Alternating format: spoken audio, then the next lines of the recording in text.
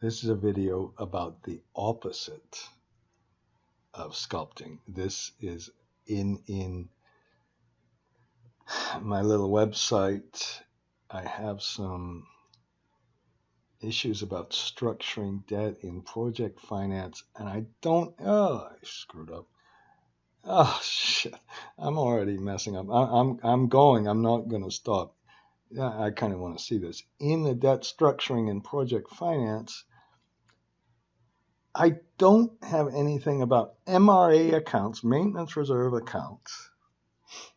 You could call these things some kind of cash account to compensate or to deal with low initial cash flows.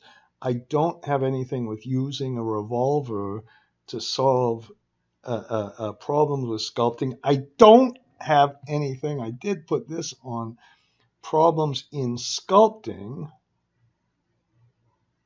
and resolving negative repayment in sculpting. So that's the issue. Now, I know a lot of people watch these videos. Nobody watches them. That's ridiculous. I know. But some people might open them and say, okay, if I have to worry about an interview exam and all of this, I'm going to go through some general modeling issues here. Some things that are, whilst we do this, some crucial points. I had to turn the video off. It's something like 40 degrees in Chicago, which has never happened. And these people say global warming is not here. Well, whatever. Maybe it's El Nino, but of course it's global warming.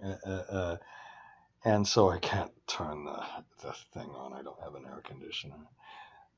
Now, if we if you want to find this file that I'm using, you go to Courses and Chapter 1. And in Chapter 1, you go to Project Finance. Here's these are the financial modeling exams, but I've got some exercises that I used to use, and they're kind of a mess right now. I got to kind of redo them. And you can see I have an MRA exercise. Now, in doing this, I have found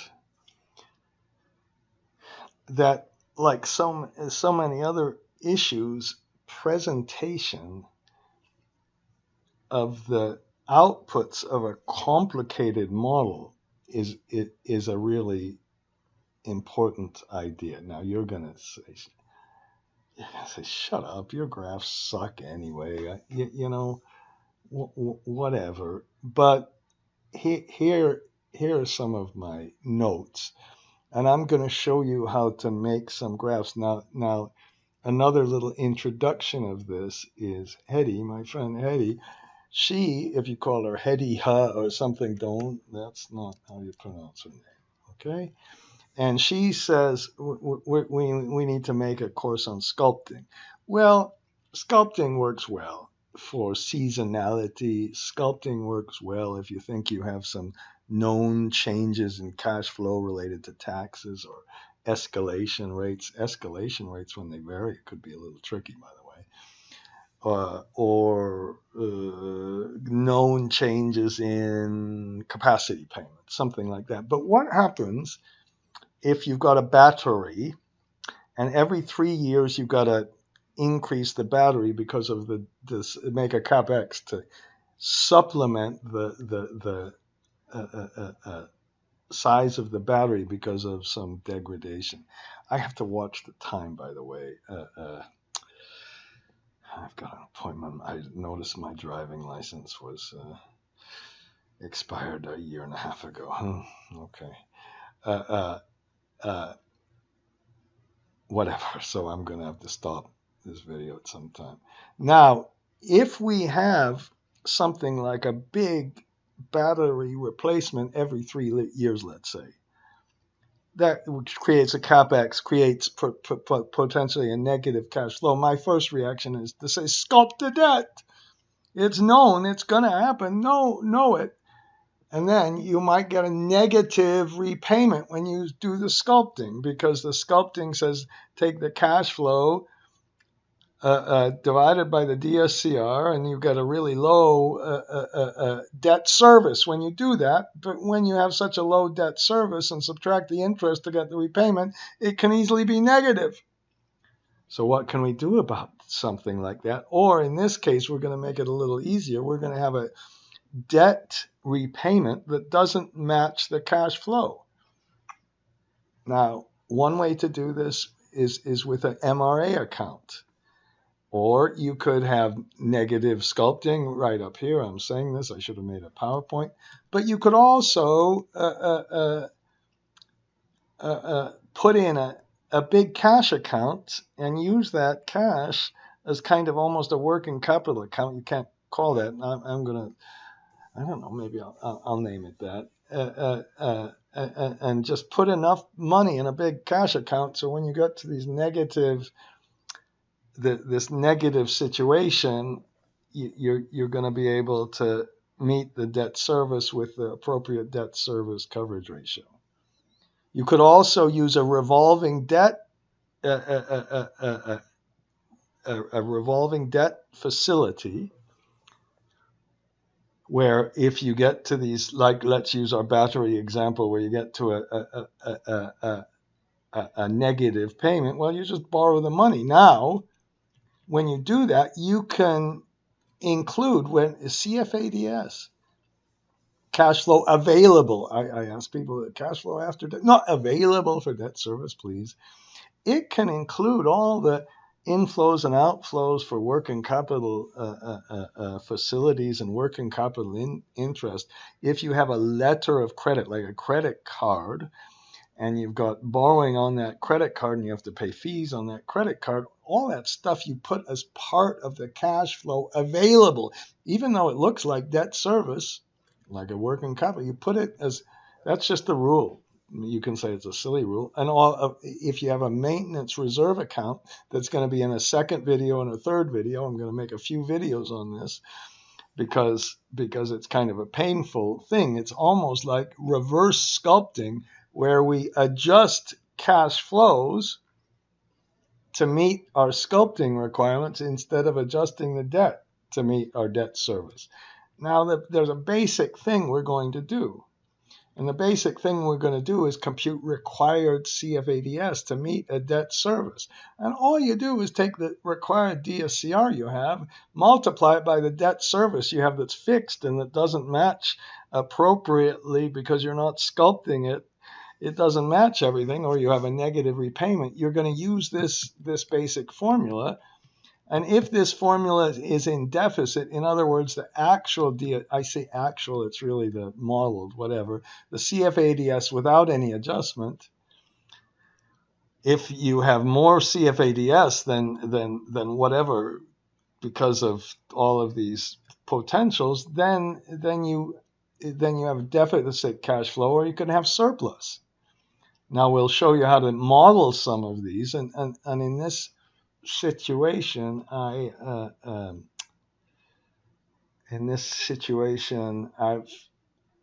done the model actually, but I'm going to adjust it.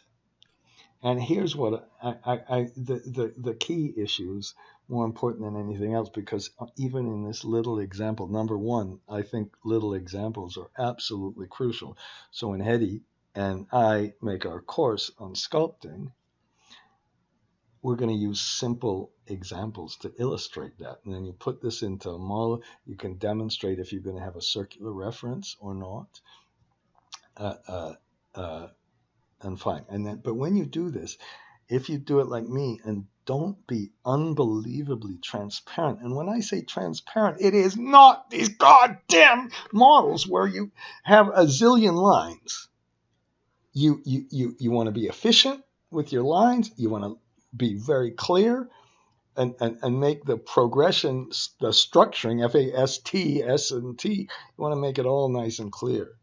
And then what we really want to do, it should be FASTP or PFAST.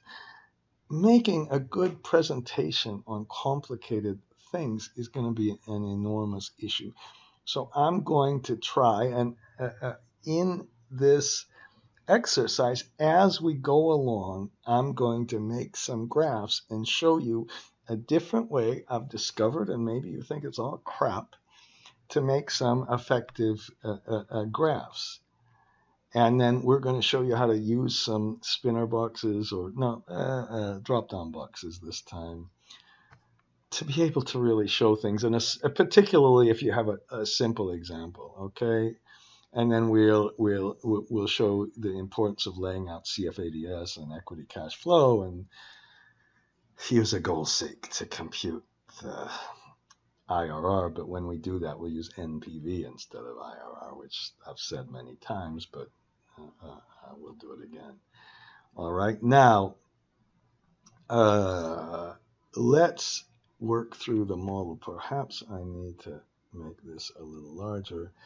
And as usual, I'm going to open generic macros because I'm trying to sell something that doesn't have a price even. You get it for free on the website. And when you open the generic macros, if you I can't stand it, whatever, I'm very emotional about this stuff.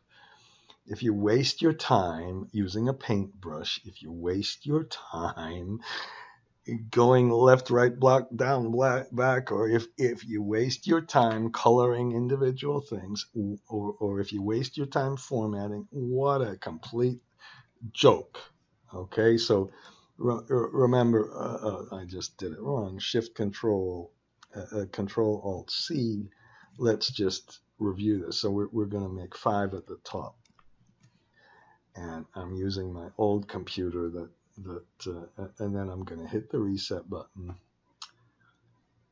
Okay, and I'm not going to reset all the format conditions I have, and we said we're just going to use 5, and then I'm going to color the sheet. And then perhaps this is a good thing to do, because in column B I put the titles. Now, like I've said many times, when you actually use this, it doesn't take anywhere near this amount of time, because so don't say I'm not going to do this because it looks like it's taking too much time. It doesn't take this much time, and it's working through the columns. So what we're going to do is start with operations. Now I made too radical whatever titles, and then this is the and how about let's take out our grid lines, because somebody yelled at me, oh, that's the most important thing you can do. So we're going to have 1,000 capex, and somebody said to use this color a little while ago. Who cares? And I've made a construction a flag, and I guess I'll do this one more time. This equals 0. F4. Oops. F4. You got a true. Shift Control B. It puts a little 1. Shift Control R. Okay. And then we have the operations, and I'm using a 35-year life. And then we have a CapEx, but this time we're going to use a target equity, not a target project IRR, a target equity IRR, and we're going to establish a capacity payment. I call it a capacity or CCR recovery, capital recovery, capital something, cost recovery, something like that. Okay? I don't know, I should know what it is. And then here's our problem. For right now, we're going to put a minimum DSCR in, whatever you'd like. A debt percent, nothing fancy with sculpting. A 20-year tenor, of course, the same thing over here. And then a interest rate. And we're going to, even though our life is 35, our debt tenor is 20, and our repayment, and what did I do here? We're not going to have a flat debt service. We're going to have a level debt service, a really boring debt service, repayment rather, a boring repayment that's just flat, which means our debt service declines. And then we're going to And then we're going to have a flat capacity payment in nominal terms. It's stupid, but well, if it inflates, we'll have an even bigger problem. So we'll have a declining debt service. And I don't think I have to go through these opening balance equal closing balance and everything else. And right now I have a capacity payment. And can you see that the capacity payment is initially below this, so we'd have a negative debt service. Now we're gonna go through page by page. We're gonna make a little, like an Instagram. I shouldn't say it like that, but this is I'm gonna call it our Instagram method. So I'm gonna go through now. What we're gonna do is we can either take this capacity charge and increase it. Or we can use a cash balance to resolve this problem, or we can use a revolver balance, and we're going to go through all of these, and we're going to present the cash flow available for debt service and the equity cash flow when we do all of this. And then right now, well, I've got to make sure we have everything turned off. Now I have a few of these things. Just a minute. Why? One second. I have no capacity other. My CFAD. Oh, I have a revolver in here. So I'm going to put a false on this revolver. We're going to come back to this in a minute with our little developer tools. Okay. Now. And when I did this initially, I put these little things in here, okay? And perhaps I can even do this now. Now, what will the very first graph that we'll make is a graph of, I'm going to call it chart 1. Debt, CFADS, and debt service. Okay, and to do that, I'm going to get rid of all this crap, and then the second thing we'll do, we'll put CFADS here, and then we'll put debt service. So I'm skipping to this. And maybe on the next one we'll put we'll make chart 2, and we'll call that the capacity payment components. Okay, and I want to show you how to make your little Instagram thing. Now the first thing to do is up here. I'm going to do this again. We'll put a scale on each one of them, and the scale might be completely different. And we might want to show what happens if we change the life of the project, okay? And we'll probably want to show the capacity payment and the equity IRR, and to make sure we have everything okay. So I'm kind of doing this backwards a little bit, but well, a lot. The first thing, let's make a scale. Put an if statement, and you click on the operating period. Of course, this would be you'd put your real dates in, and it would be monthly. If you get impressed with people who do monthly models and say monthly models are a lot more complicated than annual models, it's just wrong. And then we'll put this would be the date, and then you put a comma, NA. That's our big NA trick. So important. Shift, where did I go? Shift Control R. Don't waste your time, and then let's put our formulas. I'm sweating a little already. Whoops. Oh. Well, what happened here? I put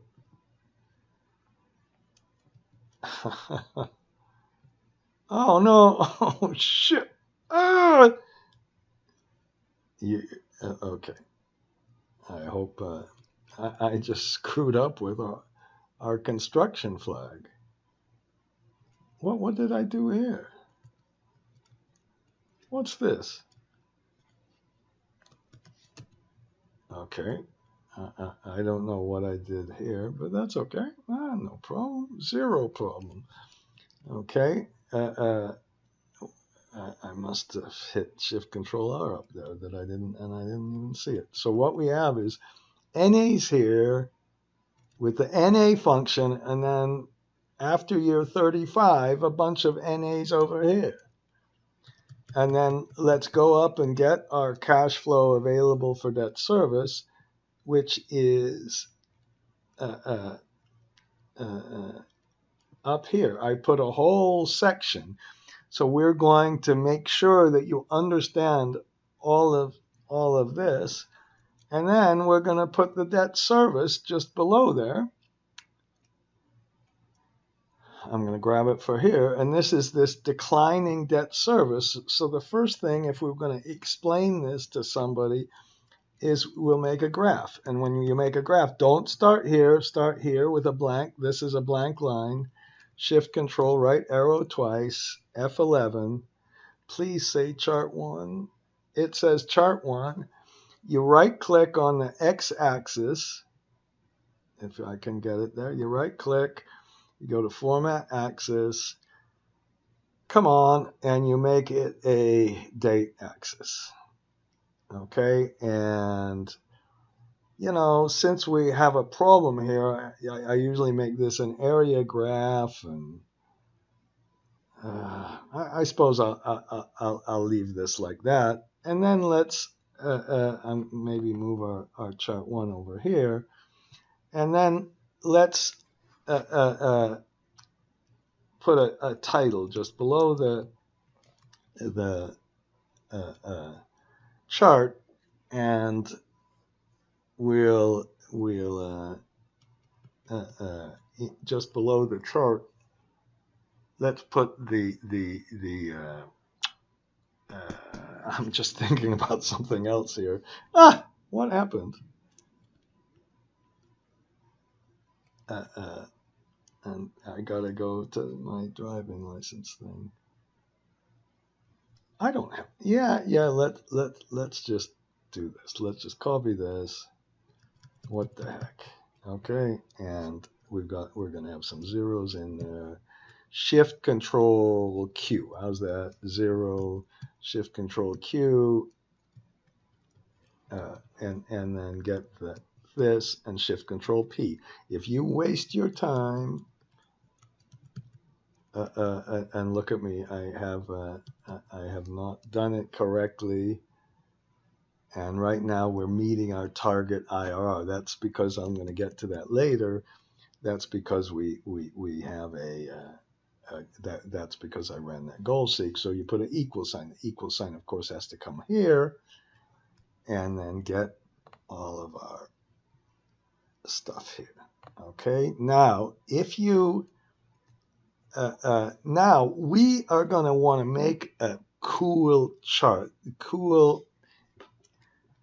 I don't know, Instagram I've never really looked at, but it's a cool thing where we just go from page to page, and we're going to make some graphs, and what we'll do is let's go to the developer and insert a little box here and put that and call that our graphs. Okay, and let's put it in this workbook and make it button click. That macro 1 must have been the goal seek. Okay, and then now when we do this, let's so I'm going to put graphs, and we're going to make chart 1 and chart 2 differently. How about this? We're going to make one for capacity charge components. And this time, I think we can just take the same scale, okay? Shift Control R, and I just want to, whoops, and Shift Control R again, and I just want to illustrate to you that we're going to put a base capacity no, I'm going to make it differently. I'm going to use this. Sorry, I'm just changing it. I'm going to put this deficit and surplus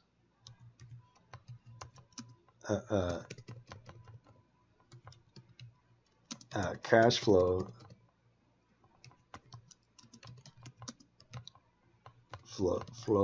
to meet DSCR. Okay, and so the first thing we can do is put our cash flow modeled. Now the cash flow modeled, we'll talk about it a lot in a few minutes. Well, if you would be silly enough to say it. But this, we might add something to the cash flow. And we're going to take out these little check boxes and do it a little differently. Okay? And that's our modeled cash flow. And then we can put in our required cash flow, which is DSCR times the DSCR times the debt service. Okay, DSCR equals cash flow divided by debt service, blah blah blah. So, and that I already computed. So we'll go back and work through this. I'm kind of doing it a little bit wrong, but we put our 1.2 times DSCR in here, and this is the cash flow we would need in order to meet our DSCR. Okay, and then we can put the deficit cash flow, which is whenever this cash flow is bigger than this one, and we just use a maximum of the negative amount or zero. And up here we have it. Okay, this is the deficit cash flow, and then later on we might have some surplus cash flow. And I'm not sure this graph is going to look better as a line graph or a bar graph or a bar graph plus a line graph. And we have this one, Shift Control Q, Shift Control R. And so eventually this turns around and we have extra cash flow. And I took the wrong one. I really wanted to make this only the deficit cash flow, which is fine. Here, okay, and just to make sure you kind of see how this works, and in a way, what I'm doing, maybe it's not so bad, because here's our maximum. And then we put the maximum of that, the negative of it. So eventually we have more cash flow than debt service. So and this time let's put our in our for this one, let's put a minimum DSCR. Okay, and that what I just showed you again, I think is the total key to this kind of problem. And I don't know why I seem to have this problem more and more lately. And the big issue is going to be what's the best method to resolve this whole thing. So let's make this graph. This is the scale. All right, and yes, let's press F11. And it looks kind of bad at first. Let's do the same thing. I'm going to make a few more graphs when I do this, but we're going to page through a number of graphs and try to use them where you can be very interactive and explain things. And we almost start with the same graph we had before, but this time we have a deficit cash flow and then a surplus cash flow. And I frankly, and up here, I don't know whether it's going to be good to leave a couple of things. There's a tiny temptation to just leave it. Okay, but we're introducing the problem now. If it's a deficit cash flow, we can put a bunch of cash on our balance sheet, or we can borrow the money and use this amount to repay it. Okay, and if you're allowed to put those items in CFADS, you can do it. Alternatively, we'll take this capacity payment and increase. Let's just make this a line graph, okay? And do this. Okay, I'm leaving it. Good. Okay. Good. Again, the whole idea is to walk through and try to explain it. Maybe with some area charts, or maybe you use those adjustments where I hate those where you have to kind of make them go straight and down instead of the connecting the lines, or maybe an XY graph, something. Okay, stop that. Okay, now the key question is we made these graphs. Now in these graphs, I'm going to go and assign the macro and edit it. Now the first thing I'm going to do, and this is going to be a little bit painful, and I'm going to try to do it efficiently, and if it takes a little while, I might have to cut some of this out. I'm going to make a little menu.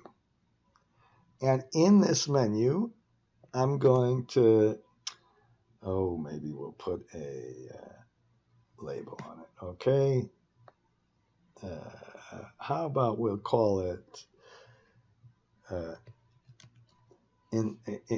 Instagram graph menu, okay? Right click, go to properties, and sometimes when you do this, so right now it has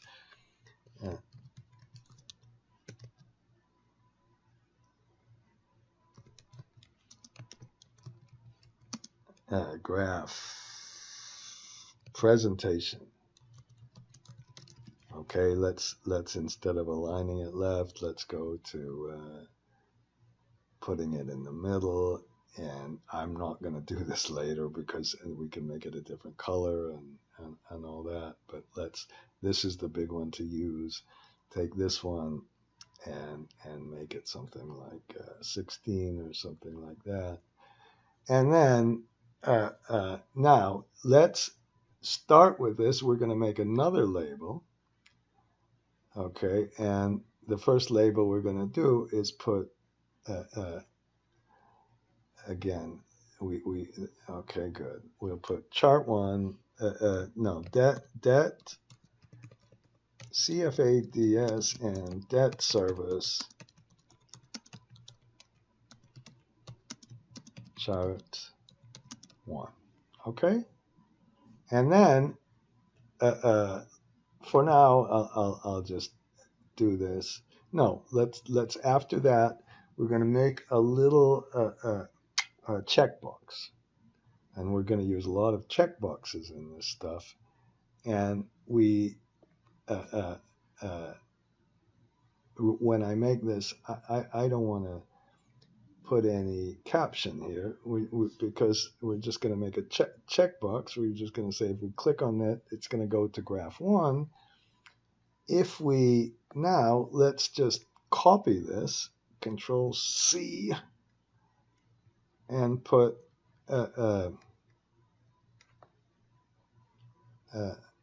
we can put, how about putting here, okay, I just got to do this. We'll put this one. So we're going to make about 10 graphs. Explain exactly what we're doing. Explain what we're doing and show the effect on IRR or the required capacity payment as we go through this. So the second graph could be that deficit and surplus cash flow.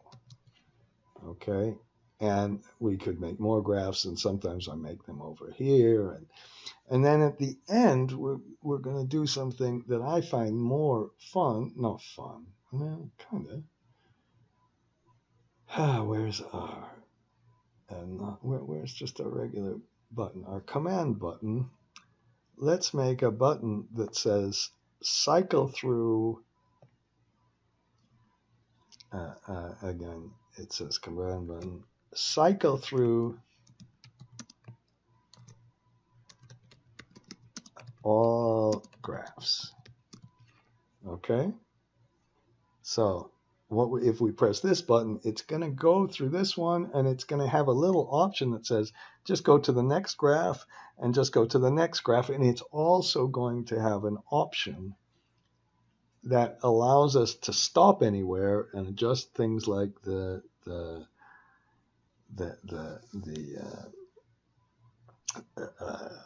life of the project, or whether we're using method 1 or method 2, and we're going to make it very interactive so you can see how things really work. And I'm trying to show that it's not so difficult. Now, let's just do the first part of this.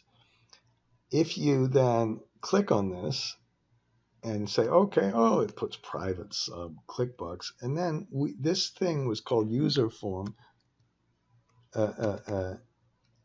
User form 1.hide.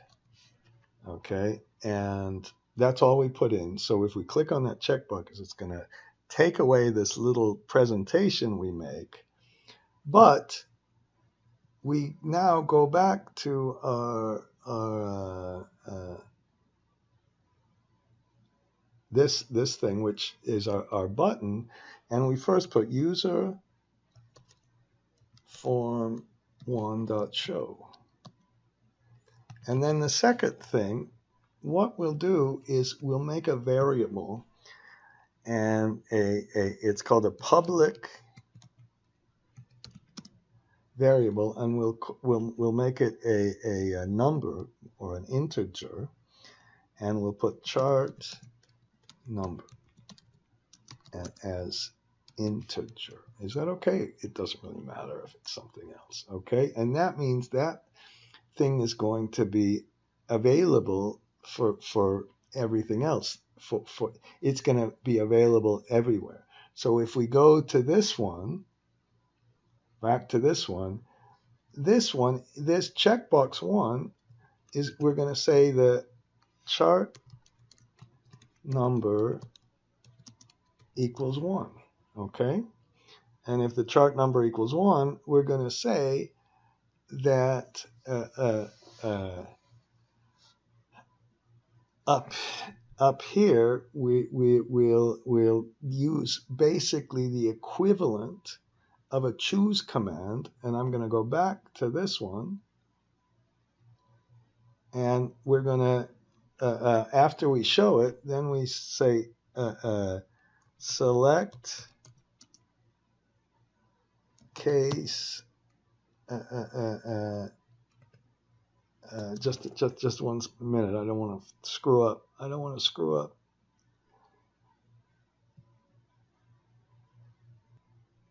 Okay, I think I was too nervous. I didn't even open another. It says select case chart number, and then you put case 1. That's like choosing if it's case 1, and then it goes to chart 1 and gets that. Now we're going to have to go back from this one. So right now, if we start this whole thing, if we click on that button, it's going to go to chart 1. But then we want to have an option to go back. We're going to have to add that in, and if it's case 2, then we're going to have sheets 2. So this is how we make our little menu, and then at the very end we put end select. Okay, so it's just think of this as the choose function, and we can have, and it's going to be very effective if we kind of have 10 charts. This is only the introduction, and I'm doing things a little bit not so fancy right now, but I'm just having us get started. Of course, this should be chart 2. And so what we do is we go back to our user form, and now if it's this second one, and I guess I should have put chart 2. Okay, and did I run out of space? So how about if we select these two together, and if we just push them over a little bit, and make this a little, what? Come on. Okay. Good. So we'll have 10 charts or something to explain exactly what's going on. Why don't I just do this one? Let's put a you can get that back really easily. Let's put a background color of this yellow. Okay, perfect. Not perfect at all. So and whenever you know we do this, it's probably a really good idea. Now I have to get that back, so I just go to View and Toolbox, and let's put another little command button in here, and let's make this just an exit. Okay. And when you do the exit, there's this kind of stuff. I don't know. Maybe you can go to the internet, and maybe it's better to or chat GPT and get that. Maybe you could just say, chat GPT, make me a fancy graph. So I'm gonna save this file because maybe I've locked it up. I think there should be a rule when you. So here's our menu, and then if we click on that, it's gonna say debug. And it's because I didn't put an R here. Ah, good. And then I'll just keep going. That wasn't so bad. And then I've got another debug, and it's sheets chart 1, and I guess chart 1 doesn't have a space in it. And I'm going senile, okay? And maybe you would have gotten all this anyway, okay? But then it went to chart 1, but now I've got to go back, okay? Now, I could do a couple of things here. And remember, we could put a little spinner box that says make this wider or longer and see what happens to the IRR. We can put our goal seek thing here so we can redo the goal seek later. We're going to do all of that. And I'm going to make this a long video. I don't know how to make this a shorter, I'm sorry. And I wish it would be one of these videos that you don't have to watch, that you could just go to bed and it would say learn Excel while you sleep, but it doesn't really work like that. But you could use this to put you to sleep. That might be good. And then we can say up here, let's make it a new one. And I don't know why it took us to that, but so let's go back here. I've got to watch the time, and let's assign macro again. It's not button click 1. It's okay, whatever. It's button 12. Let's just call this go back to a menu. So what we want to do here is okay. Oh, good. It made it. What we want to do is just go to this one, which I shouldn't have left as button. Let's just rename this and call this chart menu. Now, of course, when you do that, you're going to have to go back to this page and right click and go to assign macro and assign it to this one, okay? But if we didn't do that, and then let's go back to our VBA, and in our VBA where it says go back menu, let's just put up here, it's just going to go to the chart menu.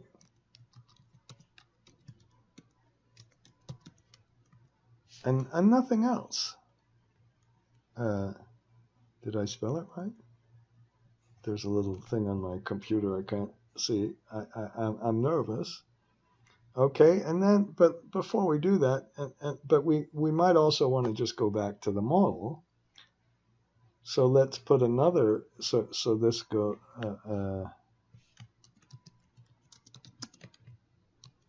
now there would be 100 ways to do this. I'm trying to give you some ideas, I hope.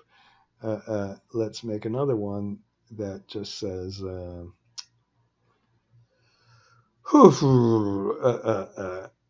go back to model, okay? And then the good news is we could have 10 charts and put these same things here.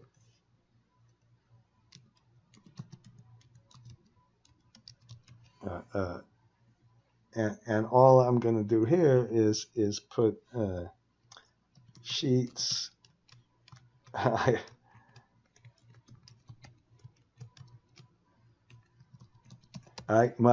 If I went to a doctor and they tested me, I would get, did I put a capital M there? I think maybe I did that right. Okay. So, I'm still nervous about this.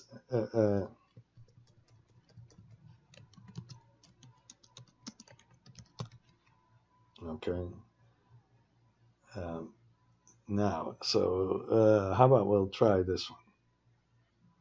Okay, it took us back to the model, not so bad. So let's, over here, I'm still trying it with chart 1. And then let's go back to the menu. It kind of did this. And then let's put chart 2 in here.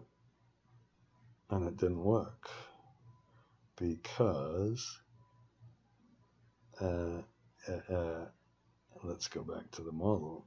Okay, and we now the first thing we should have done here, look at me stutter because I'm nervous. You know, we'll put user form 1 dot what is it, checkbox 1 equal false. So I promise I'm not going to do all of these for all the rest of the checkboxes. So the first thing I just noticed, that's how I really do it. I just had a discussion with somebody. Who cares? I used to program in Fortran, C++, C, something else. What, I can't even remember all the stuff. And it's all the same. Who cares? VBA is just, it lets Excel do kind of a lot of the stuff. And for me, it just works so nicely with Excel. Okay, or I didn't bother to learn Python. Why? What a waste. Whatever. Maybe. Now, okay, but then let's go up here and let's see what happened when we. Well, let's just go to the. This just goes to the user form. Now, if we want to just get this user form, we click on this one, and we didn't do this for chart 2. That's why it didn't work. Okay, so we just put a chart number for 2, and then, you know, you're almost finished with this whole thing. And I'm getting hungry before I go to my big, oh no, I'm going to fail my driving test. And then now if we go to chart 2, here we're in chart 2 now. Of course, we didn't do any of these. And let's make sure if I go back to the menu and put chart 2 here, it'll take us to chart 2. And all we can do here is just click on both of these. I'm not sure this works, and for a couple of reasons. And it didn't work. Crap. I didn't want to do that. Let's just see if I can get these. There's my uncle. I can't take this right now. Oh, I can't take it. I can't take it when I need to. Okay.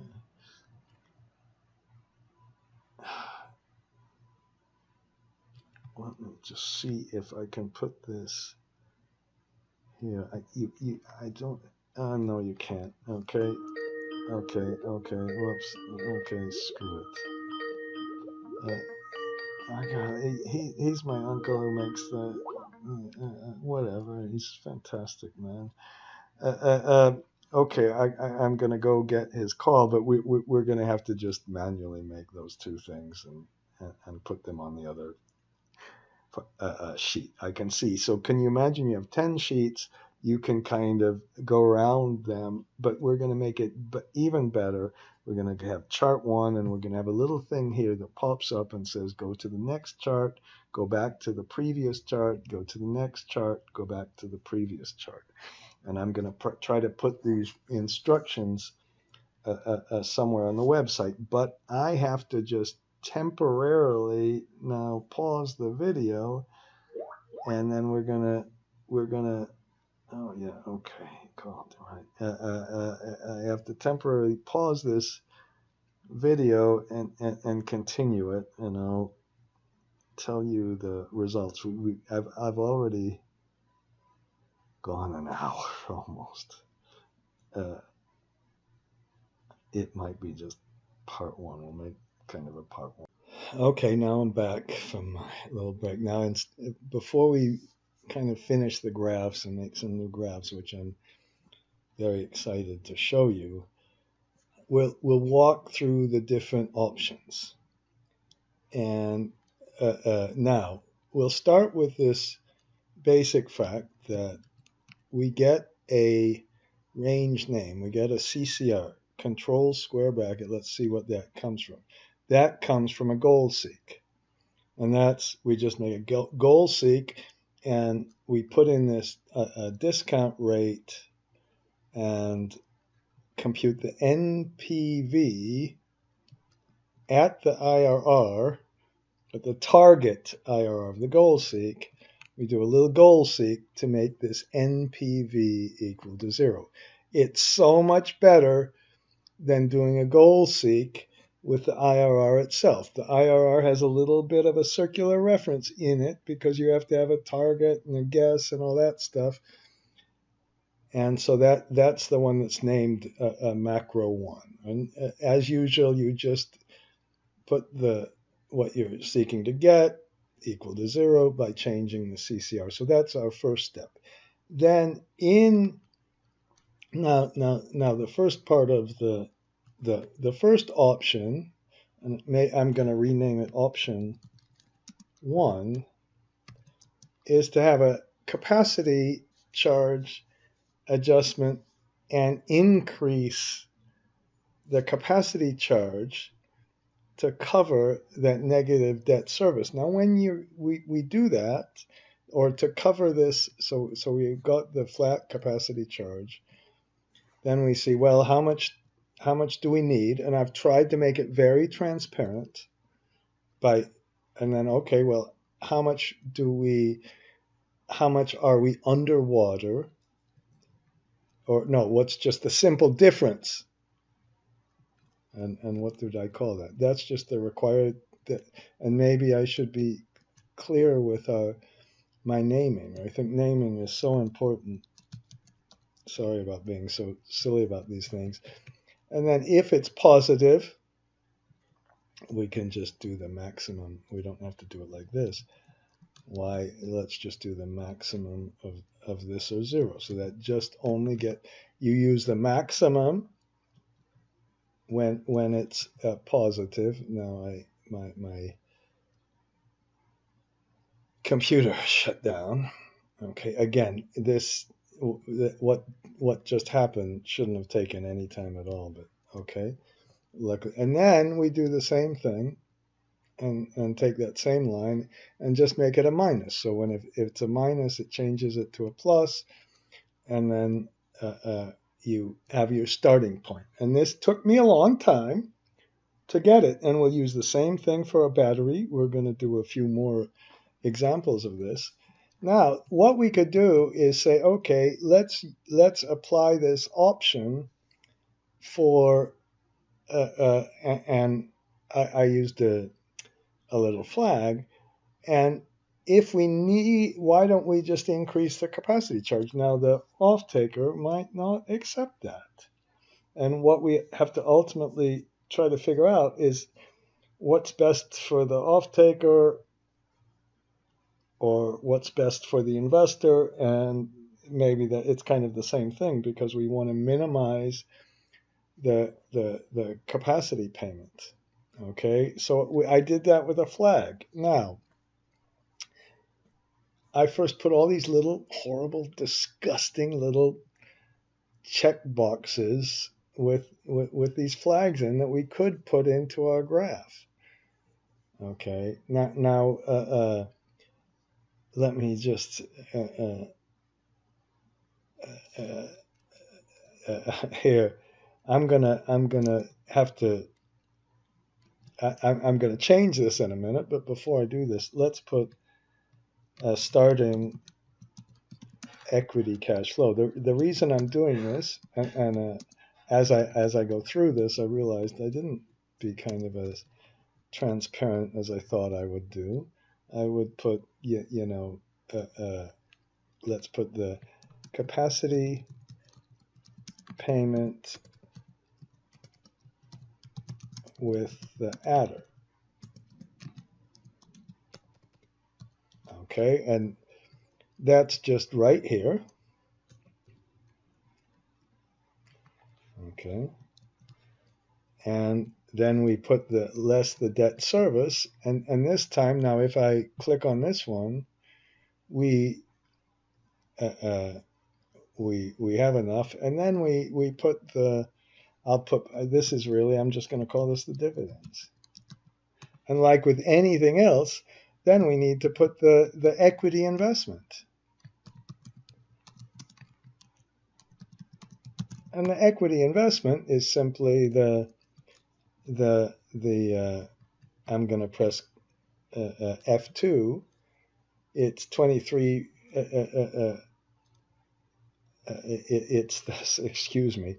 It's simply the capex minus the debt you issue. It's how much money you take out of your pocket. That's what it always is. And then once we get that, we get the total equity cash flow, and maybe I move this a little bit here. Whoops. Okay, and then I get the equity IRR. The equity IRR does not equal 0, so we'll just run this goal-seek macro. Good. And then it works. Now, I'm going to redo this goal-seek in a minute. Now, it seems that the base is much lower, but then we have to add this adder, so we're going to have a funny looking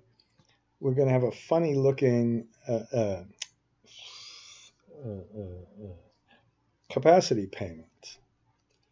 And if the capacity payment's the biggest part of it, it's going to be high and then suddenly step down, and maybe that's not acceptable. Now, before we go further, instead of having all these stupid little boxes, I'm going to get rid of these. Now, I'm not sure if I was okay in making them at first, because I was thinking, we should make this a part of the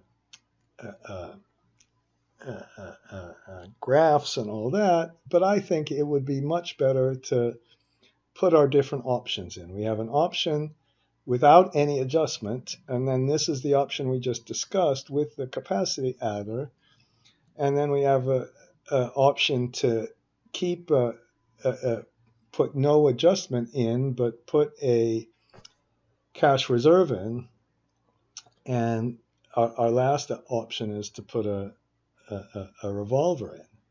Now, what we could do then is put a little, let's now just simply put a number in, okay? And if we put a number in, we can just put index and select these numbers, and that's our result.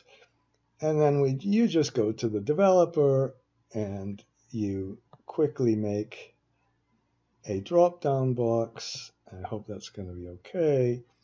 And we always use the method that I'm not going to tell you where I found this method, but it was in Russia. Oh, okay.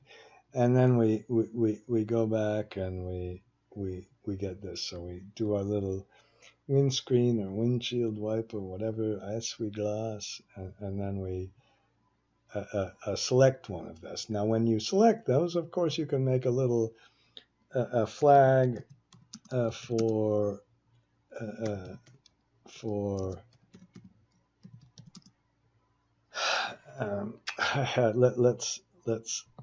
let's move this up here, and I'm doing something bad. I'm kind of thinking out loud. We'll put flag for capacity adder. Capacity adder flag. Now, I don't think it's that bad for something like this to, who cares about this shit? Let's do that. Okay, sorry about wasting your time. And what we'll do, and I'm going to switch off the video in just a minute so you can, so I don't waste your time. So this one, if it's a capacity, we want it true here. So we can put when this thing up here equals this, then we have the capacity flag. We're not going to add the capacity adder in any of the other ones. Okay, and so the final capacity adder flag will just be an index again. Maybe this is kind of a silly way to do things, but I haven't really thought through it. Then we'll go back to our model. So this adder on the capacity will come from our little. It's almost like a scenario, and then we'll get this in. Now let's. I need to turn off the video for a minute because so we're going to make a graph that shows the base capacity charge and the capacity adder, so we can explain to our boss, well, okay, here's option 1. Okay, so we'll make chart 3. And you don't have to watch me make that one. Okay, so now I have made a bunch of graphs. Okay, I've made one for, yes, let's look at this one. Okay, I've made a graph that computes the components of the capacity charge, where we add we add this amount you need to make up the debt service to yield the DSCR. I've made a graph that's not complete, that has the cash balance of the cash option or the revolver option. I've made a graph of the CFADS pieces. I've made a graph of the equity pieces, and finally the DSCR. This is overdone, but if you have big, complicated models, you might really want to isolate, which I do now, on the kind of exactly how the operations work, exactly how the expenses work, exactly how the CapEx work, and be able to walk through piece by piece instead of somebody have some glaze over on some fancy little graph that doesn't mean anything. And then we can analyze each graph separately. Now, what I did here is I put that little drop-down box we made and the back to the menu and the goal seek, I put them all in this little kind of whatever working sheet kind of thing. Now I took it off of here, and then we can just, whoops, I hope we can do this. We can just kind of put them all here. We'll clean it up. I'll clean it up later, but we can take each of these graphs, oops, maybe here, and put them in each of the graphs. Okay, and again, what I'm going to do, you don't have to watch me copy and paste, because that's what people seem to be good at. You can copy and paste yourself. Not impressed, obviously, with copying and pasting, neither in the context of resolving a circular reference, which will come up, but not in this section of it. So then the next thing I did was, if we go back to the menu, we get this. I put a little colors in. So now we can select any of the charts. Let's go back and select chart 1, go back to the menu, and then go back to this chart. We can do that, okay? And once we're on this chart, then we can say, oh, well, let me see. I perhaps should have put the equity IRR. Let's do the goal seek on this one. That's what we have. And now let's try our second method, where we have a capacity adder, and we'll have to add a goal seek. So it pushes down kind of the out year, and we get higher in the early year. And why don't I kind of move this along? And we can look at, if we look at the total net present value of the capacity payments at a representative project IRR, which is the absolute way you should do this. You should use a pre-tax IRR, with a couple of exceptions. Whenever we're doing the project IRR, whenever we're looking at something like the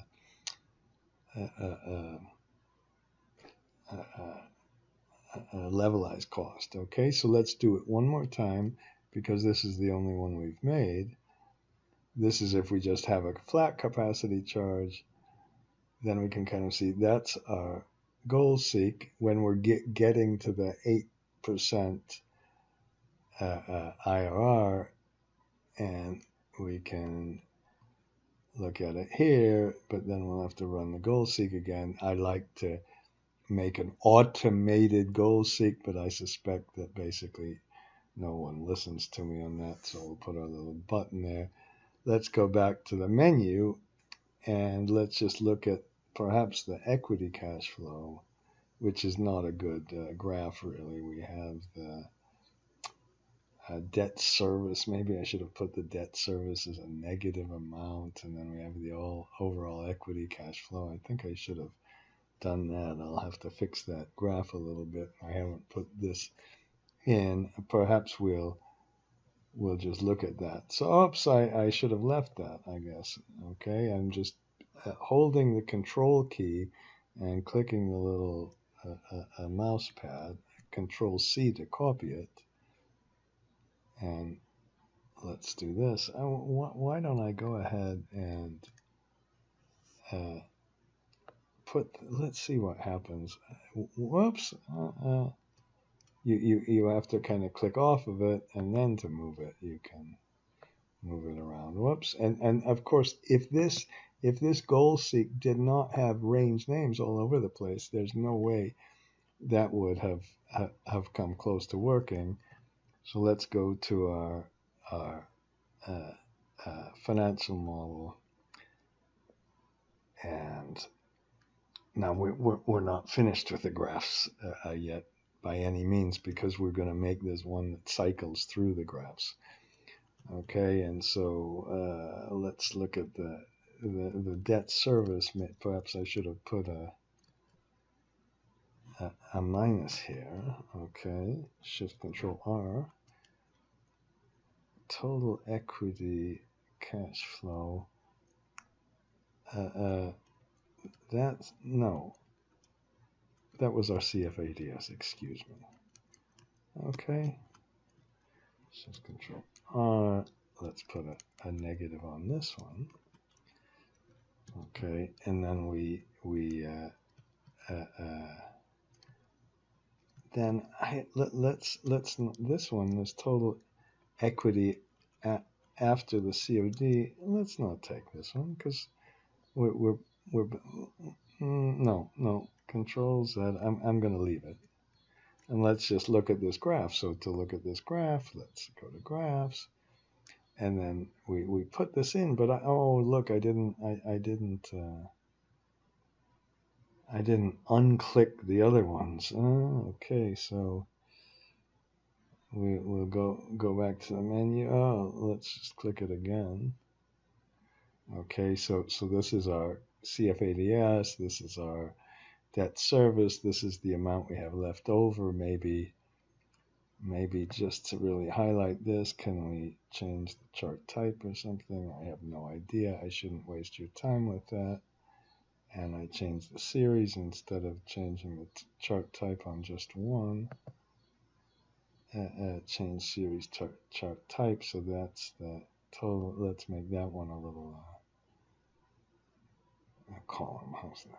Let's see what that looks like. Okay, maybe that's, who knows? I think I couldn't understand this one, but you're trying to explain this. Now, it shows the equity IRR is 8. If we, let's go back to kind of our base case, and we have to run the goal seek all the time. And this is what we would get if we didn't have an adder. We have negative cash flows here, and then these ones aren't high enough to justify to give us our DSCR. Okay, and that can be the base. Now, what might be interesting is to take this case, and then we're going to add a cash reserve account. So to make sure this works, we're going to right here, we're going to add some cash flow up here. Okay, and hopefully that will show up. Okay, that'll show up in the CFADS, and we won't have this negative amount. So let's go back to our model. And I don't know if you like this. If I put all these graphs on one page, on one little summary page, it might look really good and everything else. But if I'm trying to explain things and then being able to interactively say what happens if we change our financing method, that's for me what you want to do. And if you have to clunk around with some goal seek that takes forever, not some goal seek, some circular reference resolution, I think that's a real pain. And so that's one of my big themes in my ridiculous life, is to do that. And I haven't worked on that for a couple of months, really, because I've been doing other things that I'm going to tell you about later. Fighting with, I think, with very important concepts. So now let's work through our cash balance. Now, if we work through our cash balance, what we can do here is, if I change this this method to the cash balance method, first of all, our adder, we're not going to add a capacity flag.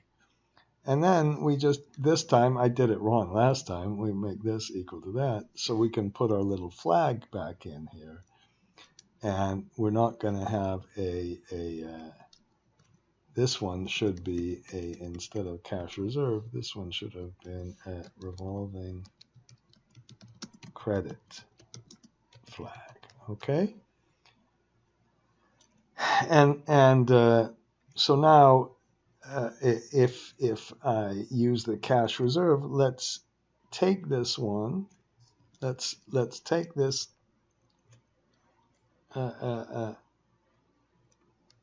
Okay.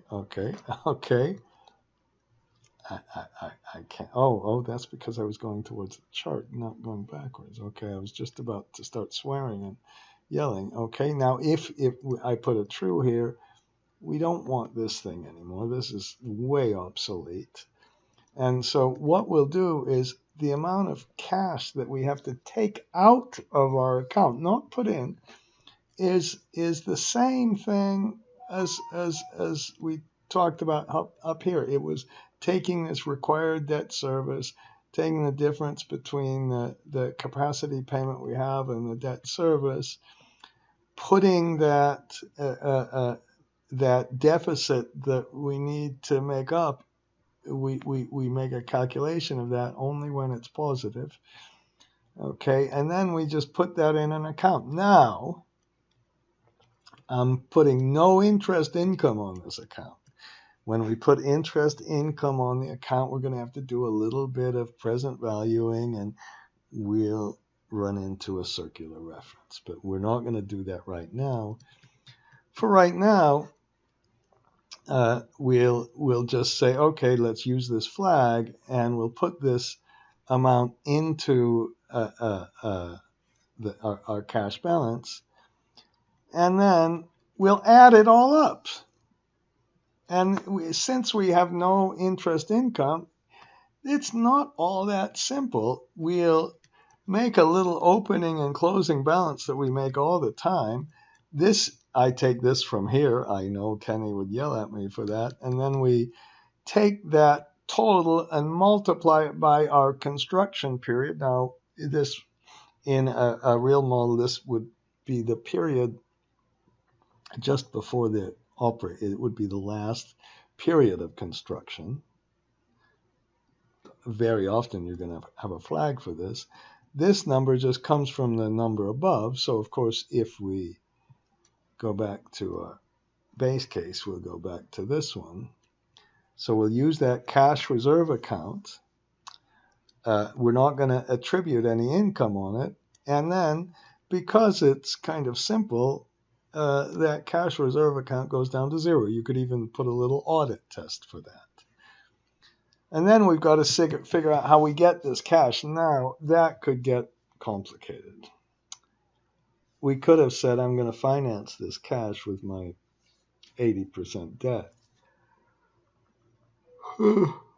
If we do that, our debt service goes up and then our cash goes up, and we have a nasty circular reference. So I'm going to kind of use a worst case, a crazy case, where this cash is funded with equity. Now, because the project IRR is somewhere around, or our equity is around 8% that we want, and our debt cost, in this case, I made, I think, 5% or 5.5%. What did I do? 5.5%.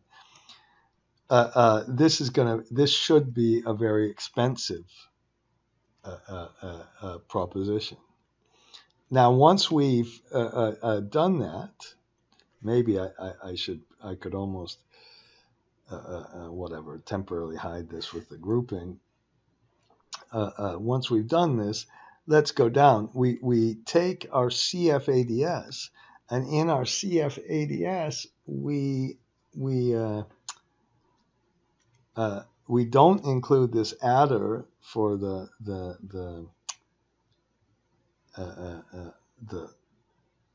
deficit and get it from the off-taker. Instead, we use this cash, and we said, okay, if you do that, your total CFADS is allowed to include that cash you're taking out, and you've got a high enough CFADS to meet your DSCR requirement. But then and this is a little bit interesting to me. The equity IRR. Huh. I'm a little disappointed with this. Let me see if we did anything. We took a whole bunch of extra equity out, and then we because we're pulling the cash right outside, right back out of that account. Uh, uh, we're pulling the cash and getting it kind of right back out. This is the amount of cash we get, and the equity IRR didn't suffer nearly as much as I thought it was going to suffer. But let's look at that with a graph. I'm kind of upset with this a little bit. So let's first go to this one, and we can see what our balance of our cash that we used is. Now, of course, why don't we? I'm going to waste your time by going through that, but the first thing I'm going to do is remember to do our little adjustment right up at the beginning, where I've got to take all those other graphs out, and I hope that's enough. Okay, so since I made that mistake, we can and I only had 7 graphs. Okay, and we, of course, you can add as many graphs as you want, and then we put these case things in here, and with our select, like our choose function, and we whoops, I can't find my user form, just a minute. And for each, I have to click on this one, and for each of the user forms, it goes and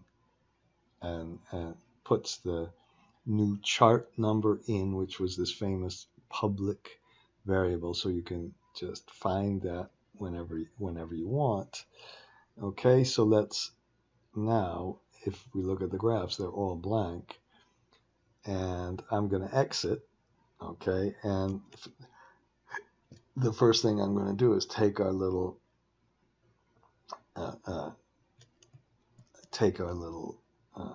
whatever they are, our little macros and our graphs, and perhaps I'll put them here. Okay, and we'll put our goal seek over here perhaps. And so now to get back to our right now, we have a capacity charge of 74, which is just our flat capacity charge. I'm kind of wanting to get out of this. And then if I do my goal seek, it didn't work here. Just a minute. I've got to make one more adjustment. Now we've got to do our goal seek over here. So I'm going to make this goal seek work. I did it above.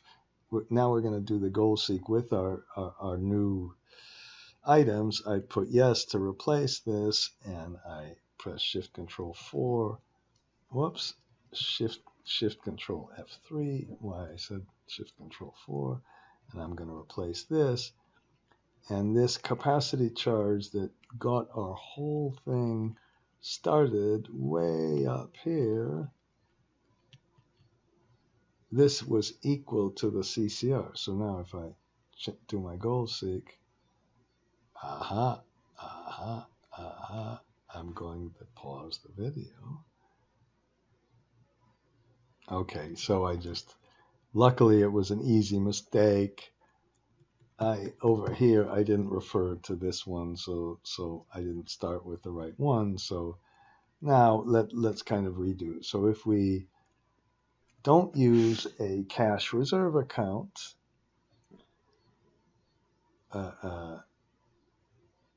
we get, I got an 8.62 return if I do use a cash reserve account, I get 8%. So it was only, it was less.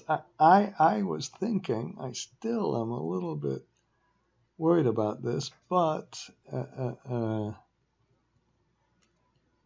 I guess I'm gonna I'm gonna leave it. You know what I'm gonna do? I'm gonna make one more adjustment. We could put little spinner boxes. Let's say we need some much higher DSCR. Okay, and if we do that, let's first, if we don't use a cash reserve account, we basically should get the same thing. Okay, and if we don't use and then if we go to our graphs, we can go to the first one. We have this deficit, and this deficit is not as well. We want to get a buffer of 1.4. Okay, I'm just moving these over while we do this, and maybe I can put this here. Who knows? And if we do put our cash reserve in, then we are able to push up this. And right now we get an equity IRR of 8%. If we didn't have to do that, we would get, just a minute. That's certainly not right because I used the wrong equity IRR, but that's okay. I'm going to go back to our menu. Now they're all blank because we called it and they're all blank. And let's go to this cash and revolver one. We don't have the revolver, and let's just make sure that we've got this capacity payment and this equity IRR. If we use the cash reserve account, then our equity IRR is going down to 6.4%. 3.43. I like that example a little bit better. And it takes us 13 years to run through that account. And hopefully you can start to illustrate this and what's happening, what's really going on. And if you want to fix it, then we have to increase this capacity charge. Let's put it out again. We take it out, we do the goal seek, we put it back in. Now I hope you're saying, I probably wouldn't have this specific problem, but we're going to look at batteries, we're going to look at other things later on, and just having cash sleep, that's really what I'm trying to say, is that's like the worst case. So let's do this. Let's start with this one again and put the cash reserve in. Now I haven't put the interest income in, and let's go to the next the next part of this, and then put I gotta move this first. Okay. Let's go to the next issue. So let's go back to the model. And by the way, there's no way I'm finished with this graph, because the coolest thing about this graph will be to cycle around. But we're getting there. And I didn't know how it would work to really illustrate this. But another thing we can do is we can go to option 3. Now there's just an option for option 3, so we've got a false, and I used to have a little flag for this. So let's now, in option 4, in option 4, it's to use our revolver. So if I put the wrong option there. So let's go and use this revolver. And if we use this revolver, and whether a bank, if you're telling me now no bank would ever do this, no bank would accept this, first of all, I say go push the banks. The banks want to be innovative. They want to give you a different product. And then if you'd say, oh, there's no way the bank would use the definition of CFADS we're having, well, you can push them on that too. And maybe you can't do it, but we're going to look at we're going to look at the kind of financing and the economics of this whole thing to see how it works. So we're going to take this from this one now. So now I put a true here, and just like we did on the other one, this time instead of making it using the cash, this time we're going to borrow from a revolving credit account, but then we're going to have to pay it back. And it's quite a long-term debt. It might take a long time to pay it back. In this case, it did. It went probably after the maturity of the other debt. So what? Maybe you can't do it all. Maybe you can't do it. But it illustrates kind of the idea. Now, the only kind of mechanical thing to do is first we put the simple amount that we borrow here, and then when we put it repayment, we use, it's kind of like a max min, but this time it's just a minimum function. We figure out how much is available to pay the revolver, and that should be, again,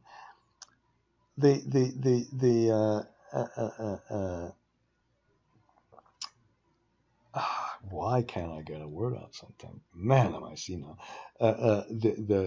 How much we say this positive amount is after the revolver. Now, I know why I couldn't get a word out. I was thinking about something else, but we're going to have to put the interest here. Later on, we're going to do that. That's going to cause a nasty little circular reference, by the way. So what? If we have to stick some copy and paste all over the place, we're going to get this cancer, we're going to get this mushrooming on the thing. So then we have our closing balance, and eventually we pay off our debt. And then now when we kind of work through the CFADS, we have the revolving draw, the drawer of the revolver, but then we have to repay the revolver. And so that's what we did here. I hope this is clear, that the only slight trick here is to use a little minimum function. And this is now absolutely fascinating, unless I made some big mistake. Did I subtract the negative? 97. Yes. So it looked too good to be true, and it was. Okay. I have to be a lot more careful with the signs. But it's still very high. And now I don't have any interest on it, so it's working. And if I was careful, I would definitely make a balance sheet here. Okay. But to make a balance sheet, we have to stick some depreciation in there and all that. Okay. So right now, in our CFADS, we've taken it out, and let's look around. Let's see what happened in this case. Okay, and so if we don't worry about this. This looks really bad, but basically in your 2021 and 22, we paid off enough to get our debt service down, and then we're repaying the debt here, and then we have to repay a little bit of it here.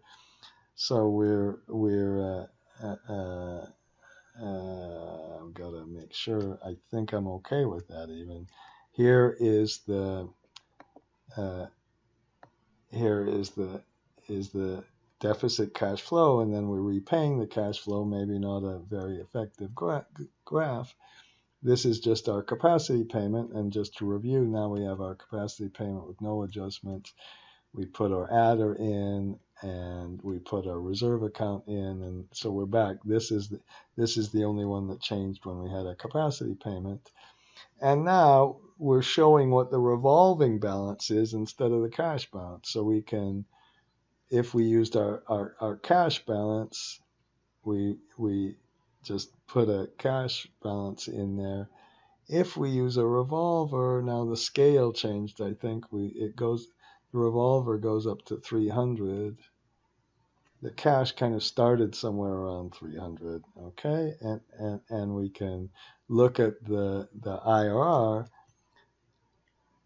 This is our CFADS components, and of course we've got to go back and get our little things here. Now I think it's taken an hour or so. Okay, I don't know. For me, this is an advanced subject. I'm sorry. Figuring out how to get this laid out, and you can say, I would have done it all differently. Yes, of course. I'm sure if I did this the first time I tried this, I did it very differently, and then the next time I would try it differently, and then I would try it again. And actually, that's the biggest argument for not having these horrible, disgusting shithead template models that you use. You want to make innovations all the time. You want your life to get better, and you want to be a little bit philosophic about things. So now if we use a cash reserve, this is the amount of the cash reserve we had in, and there was no adjustments afterwards. If this is the revolver, we and the presentation is not very good, is it? But basically what we're doing is out here after year 20, we don't have a DSCR requirement anymore, so we can go pull all the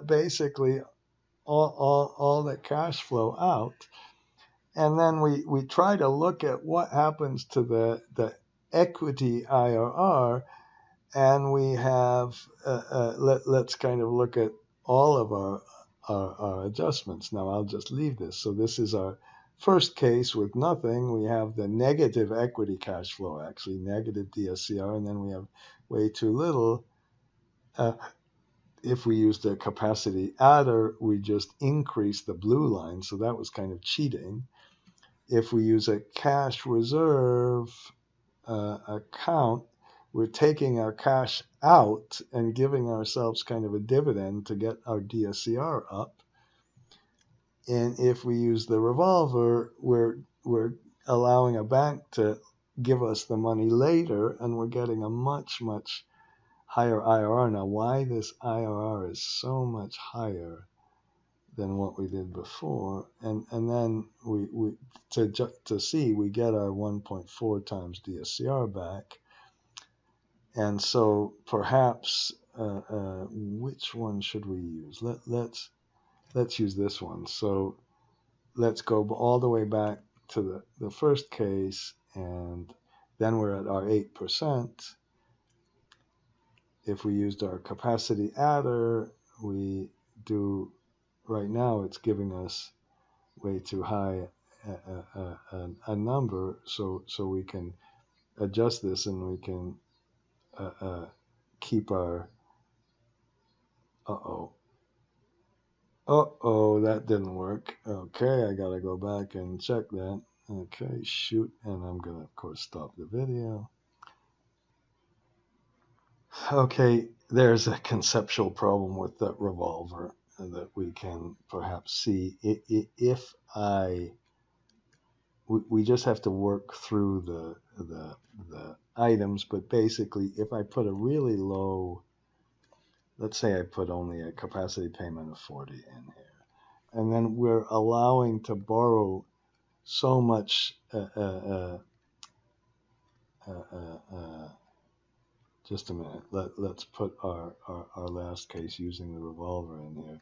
We're allowing ourselves to borrow so much money, it's giving us some dividends in the first year, and then we never ever pay off the debt back. So to make this work, we have to put interest on the revolver in, and perhaps we need to even put a constraint on how much we can borrow. We can't just borrow an indefinite amount. So that was just a conceptual problem. We can't do any fancy little Excel thing to solve it, at least right now, the way I'm thinking about it. So I'm just going to leave that in, and you can argue, well, okay, this equity IRR in the revolver isn't very representative, but it does illustrate such a crucial kind of point, and a point that I'm going to try to make in our next one of these next videos about batteries and capex that occurs in a maintenance reserve account. Okay, I didn't explain that very well, but I'm not going to delete this whole video because of it. Instead, I'm going to add the interest expense and make a little more complicated adjustments next. But let's do one more thing. Now, if I would, one more graphing kind of item. Right now, I would like to cycle through all these graphs, and we haven't done anything. And if we want to cycle through the graphs, what we can do is make a little routine, okay? And again, I recently kind of worked on this, and I don't know what I just did here. We have our basic thing here, and I'm going to make another another kind of function here, or another macro rather, and I'm going to call this one. We can just kind of do it ourselves, and if I get lost, I'm going to call it sub cycle, where we just go one graph to the next, and then let's go for chart num or something equal 1 2 2 7. Now you could, when I recently did this, I did this a little fancier, where we now is chart num the one I already name it chart 1? I called it chart number, so that's good. And then now what we do is let's select case chart num. So it's gonna first go through a 1, and then we'll put an end select here.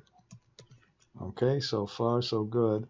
And after we put this select in, we'll put it case 1. Then we'll go to chart 1. But when we go to chart 1, okay, we go down here, and when we go to chart 1, we select the case, and then I'm going to do something bad, which we're going to fix. I'm just going to put message box. I'll do it like this, and let's put no, let's just put press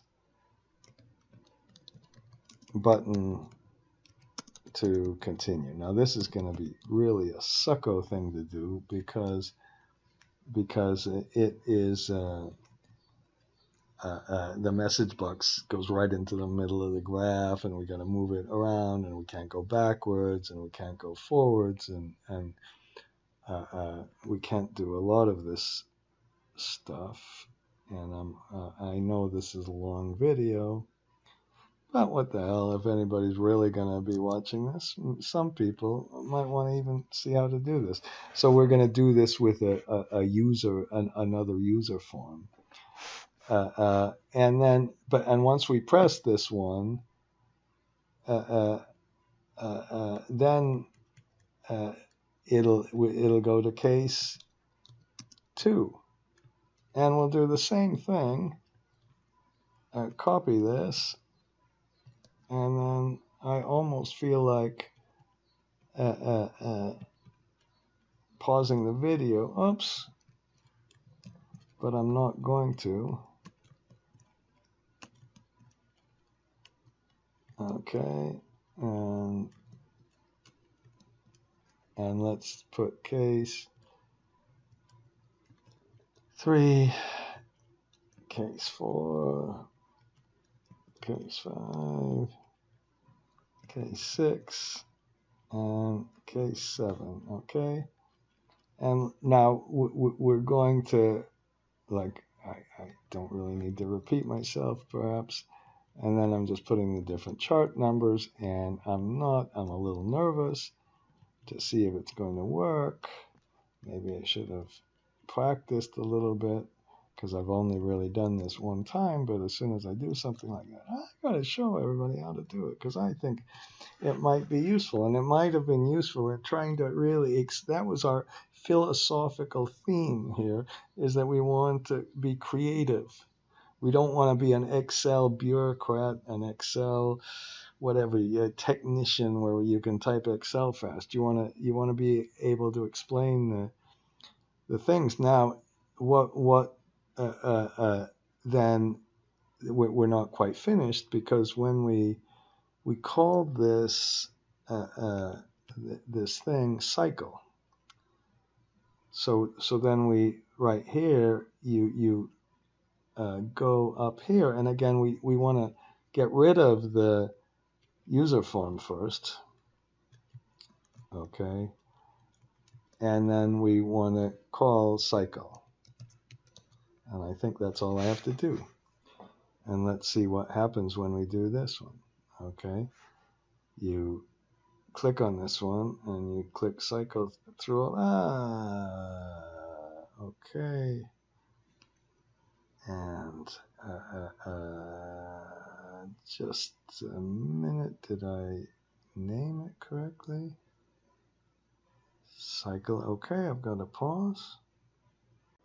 Okay, I spelled chart num wrong, and that just wasted the chart num. I went too quickly, and let's see if it works. Okay, we hit this one, and it says, there's our message box we'd love to fix, and we have the revolver pressed. But what I'd like to do now is to, oh God, we have to fix all of this stuff now. It's cycling through all of the graphs. That's what we're doing. And when we get to the very end, we should go all the way back to where we started as well. Okay, let me just fix.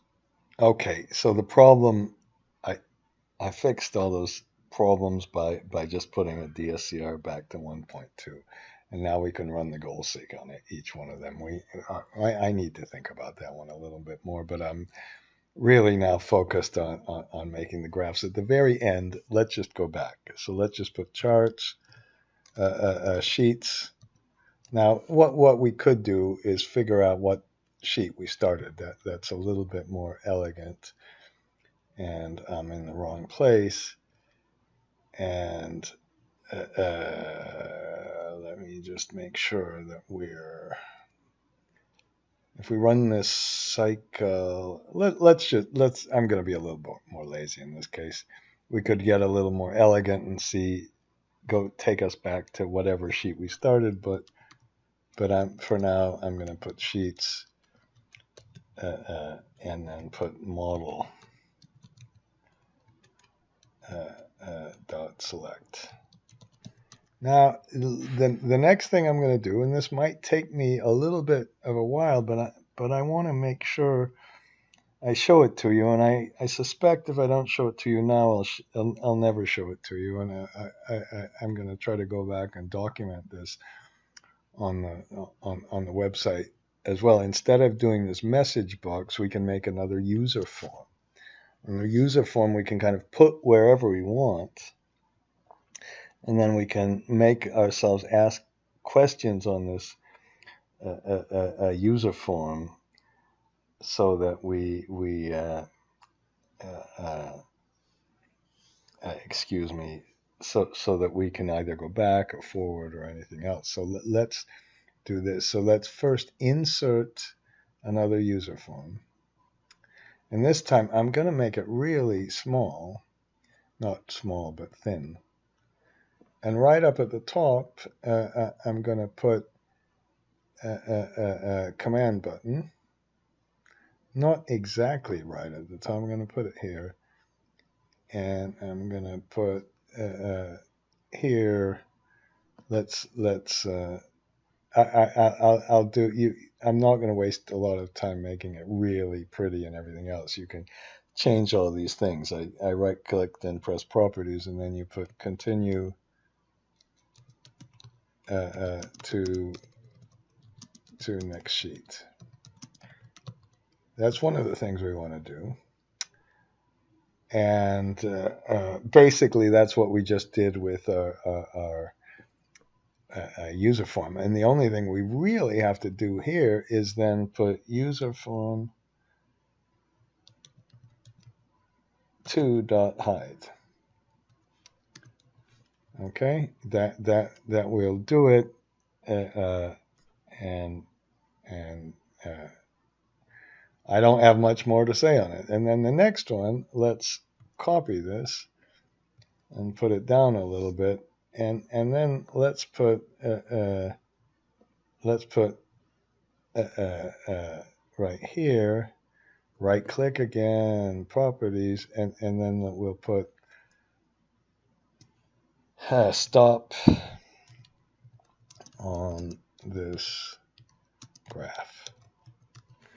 And finally, we'll do something a little bit fancier. And if I don't get this one, I think we can do this. It took me hours and hours and hours to get this one, but we might want to go back to the prior one. Okay.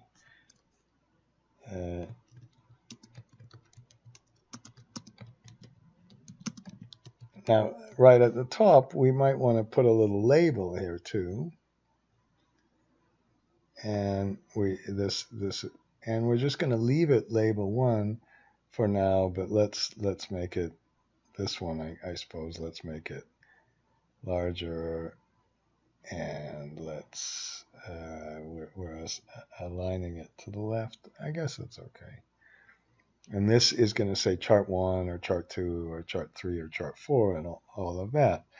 So now we go back to the once we've done this, let's go back to our cycle page. Okay, and then instead of putting the message box, we'll put user form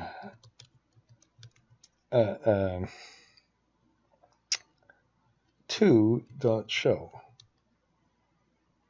So we go to the graph, and then we're going to do this for all of them. I'm stuttering because I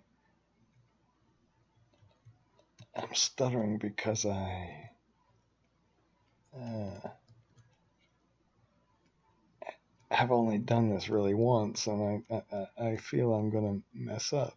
I don't normally kind of stutter like this, but it doesn't matter. Okay, and so that's the first step. Now, the other thing we can do when we do this little trick is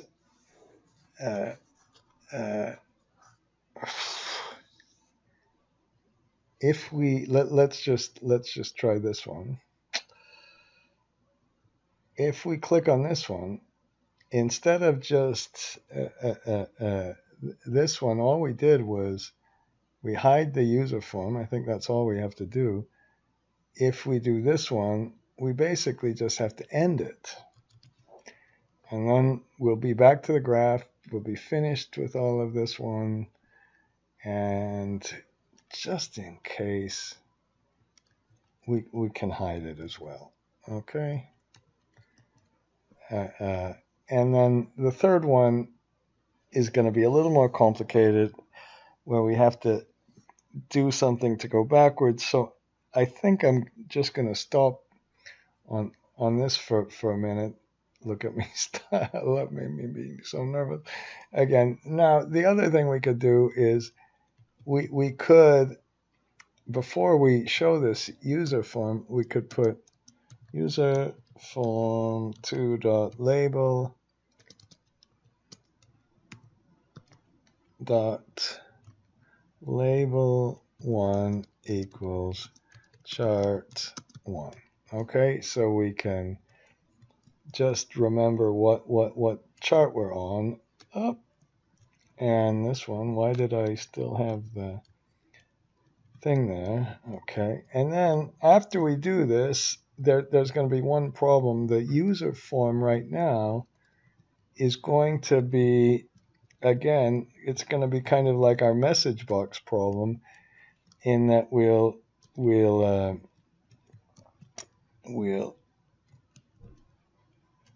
have it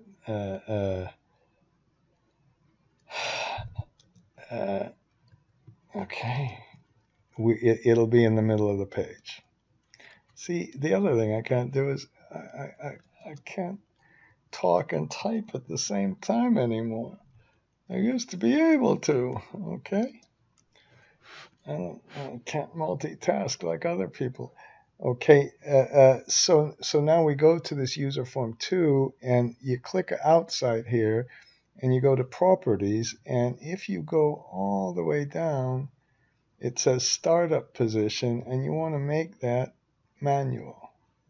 Now, when you make it manual, I do not know exactly what's going to happen right now. It's going to be a little bit of a mystery to me. So let's go back to our model, save our model. Let's see what happens. And we'll cycle through all the graphs. We kind of got lucky. It went to the top. I don't know why. And then if we click on this one, it'll go to the next one. And then it'll go to the next one. And then this one, now I can't change this from here. So if I have to change this from here, I have to stop on the graph. But let's just keep going because I'm so excited. We're on chart 4, chart 5, chart 6, and let's do, oops, did I just do it till chart 6? What happened to chart 7? I don't know. I'm sure I did the loop wrong or something. Let's cycle through all the graphs again, but this time let's go to the next one, which is this one, and let's say we want to stop on this graph, and it stopped. It worked. And then we can go back, and you can mess around with it, and I'm going to finish this up. When I put this on the website, I'll put the one that goes back a little bit, I think. And I hope you've got something out of it, even though I had some rough edges here. Remember, if you're still with me, it's an absolutely remarkable thing you're doing. But if you are still with me, it's the philosophy of doing something a little interesting, a little different, and being able to explain it. And I have problems when I kind of go backwards like this. A maintenance reserve account is really easy, but when we get into this negative repayment on the sculpting, we'll try to evaluate that. And another, but again, we're trying to explain this stuff with a graph, with explaining this, being able to be a little interactive. You will do it all differently, but please don't be a bureaucrat. That's what I beg you to do. I'm so excited this kind of worked a little bit. Okay, and I'm gonna finally stop the video. Oh God. Okay.